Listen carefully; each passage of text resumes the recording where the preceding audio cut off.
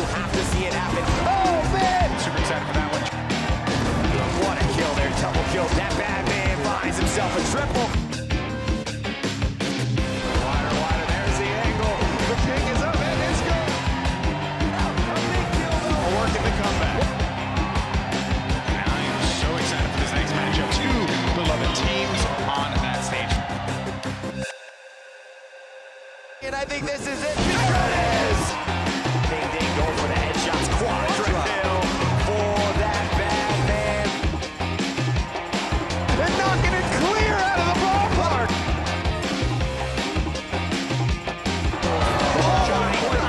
Total domination. Let's get hype. Let's get out. Let's make some noise. It's Paladins, baby.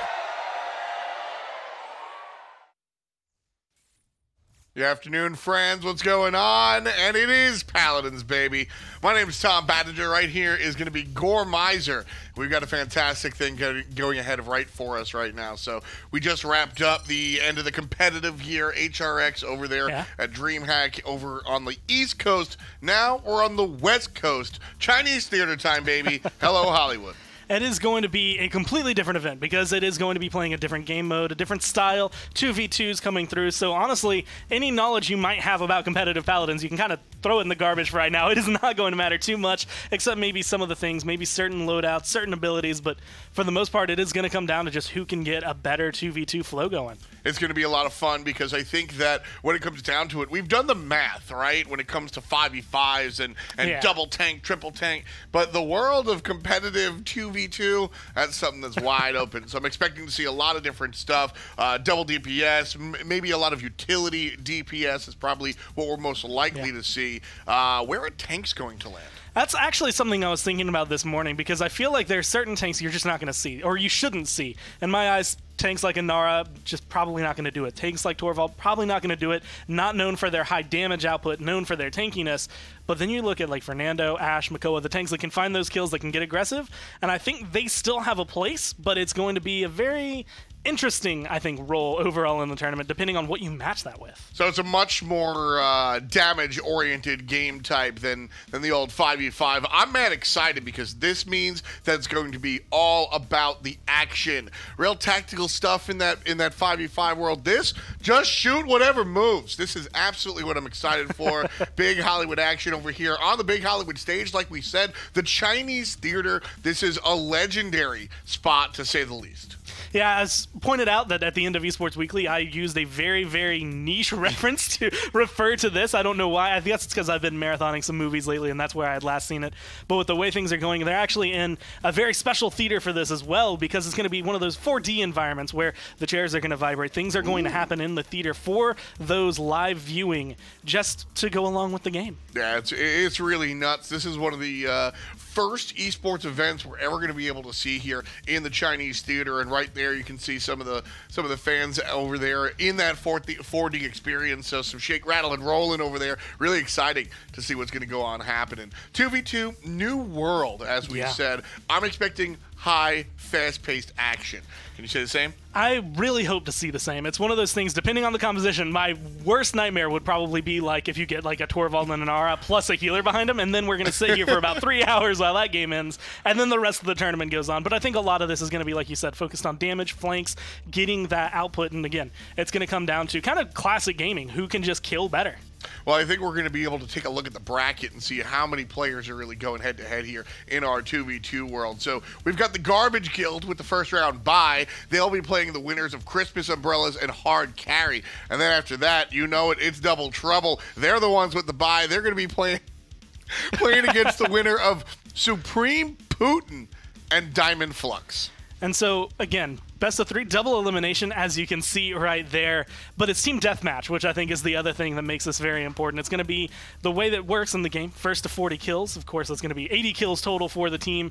And you're going to see different maps than you're used to, because unless we're playing them on the Siege maps, I expect we're going to go to different layouts, different areas, because a lot of the TDM maps are a little bit more compact. It's a lot more to just make the fight happen all the time.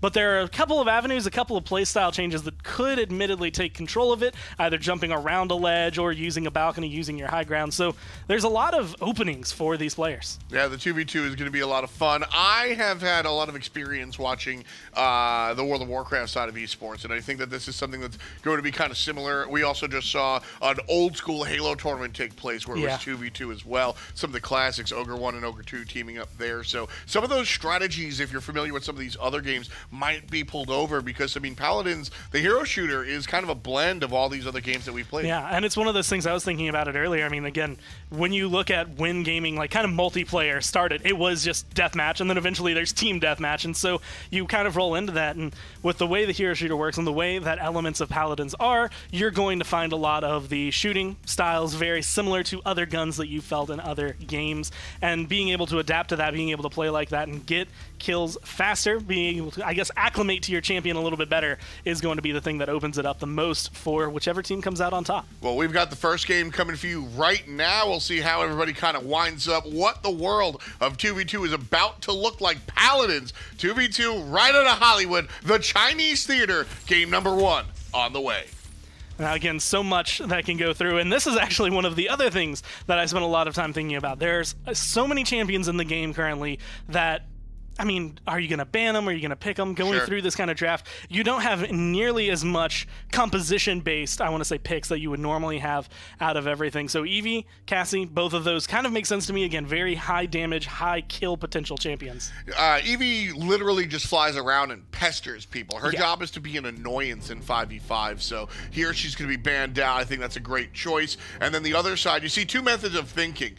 You see the team on the left here, they're trying to focus on just what is going to kill us quickly. And then the team on the right, well, what don't we want to kill? And that's the tanks. And Khan actually is probably one of the better front lines to get rid of in my eyes, just because of the way things have been going. Khan has a damage amp for his team, which also applies to himself, and he can cause a lot more trouble than just being tanky. It's one of the things, again, aggressive front lines, I think, will have a pretty good home in this tournament. Yeah, I'm expecting some high damage sort of hybrid characters. A Buck might be interesting. Ash is certainly going to be a nice look. Those moments of invulnerability is going to be a big key here. I'm going to look for her to really be a meat shield, get a lot of focus fire, and then activate that ability while her teammate is able to free cast. On the other side, you've got the Turtle Man and the Edgelord. How do you like the Droxus Makoa match? I like it just because both of these champions have the ability to keep themselves alive. You have reversal with Androxus as well as just a shield, and of course the ult from Makoa that can not only give him more potential to find a kill, but also save his life in the event that he's about to go down. But I also like the way that you can see the left side going towards having the Ashe, having the Pip. You have a little bit of heals, but still that combat feel to it. So you're still relying on teamwork, but you can find those kills separately as well. Yeah, I'm seeing basically a classic situation of a full tank and then the Androxus alongside, whereas the Ashe and the Pip, they're both going to be these utility type characters where they're both going to kind of bring 75-75 and look to push forward. So watching these guys here go head to head is going to be an interesting match, and I think this might set the tone of the tournament going forward, because these are two very different strategies, and we're going to see what comes out on top. And to me, a lot of it is going to come down front lines. Typically what you expect to see out of them is going to be the same no matter where they're playing Team Deathmatch, Siege, or if it's Onslaught. No matter what game mode, that's going to be kind of the same general gameplay. But Androxus, Pip, both of those, especially in this kind of mode, it's going to take a little bit more detail to how you're playing. Androxus is very much going to be pacing, how well you can either pace your shots, or if you're going to get aggressive, any shot you miss is going to be another just shot you can't take. You can't risk that kind of ability to give that to, especially to someone like a Pip who can just burst you down in a couple seconds. He's too squishy for that.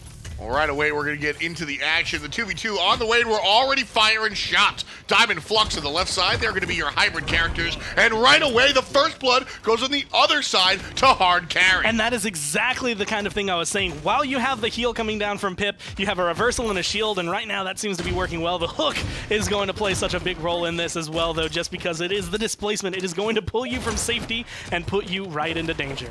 And here, this is one of the advantages I think the Androxus is going to be able to have, and why the Pip was selected second is because of the upward mobility. Right now, hard carry really controlling the situation with that shell and with the levitation that we're able to see out of the Androxus. It's 3-0.